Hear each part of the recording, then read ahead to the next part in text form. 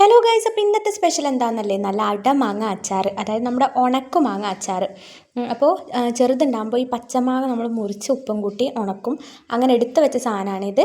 അപ്പോൾ ഈ ഉണക്കമാങ്ങ അച്ചാറിലേക്ക് നമ്മൾ എന്ത് ചെയ്യണം, ആദ്യം ചൂട് വെള്ളം ഒഴിച്ചതിന് ശേഷം ഒരു 1-2 മണിക്കൂർ വെക്കുക, ഒന്ന് സോഫ്റ്റായി കിട്ടാൻ. പിന്നെ നമുക്ക് ആവശ്യമുള്ള സാധനങ്ങൾ ഇത്രയേ ഉള്ളൂ.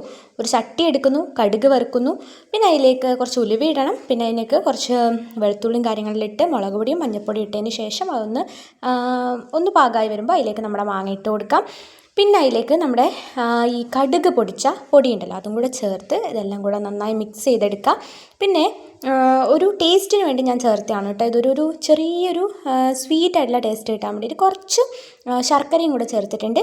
ഇത് നന്നായിട്ടൊന്ന് ഇളക്കി വിനാഗിരിയും കൂടെ കുറച്ച് ചേർത്ത് അപ്പോൾ നമ്മുടെ അടമാങ്ങ അച്ചാർ റെഡി ആയിട്ടുണ്ട്. പച്ചമാങ്ങ അച്ചാർ പോലെയല്ല ഗൈസ്, ഇത് വേറെ ലെവലാണ്, അടിപൊളി ടേസ്റ്റാണ്. ചോറിൻ്റെ കൂടെ ഇത് മാത്രം എടുത്ത് കഴിക്കാനും നല്ല ടേസ്റ്റാണ്, അല്ലെങ്കിൽ എല്ലാ കറിയും കൂട്ടി കഴിക്കുമ്പോഴും ഇതെടുക്കാൻ ടേസ്റ്റാണ്.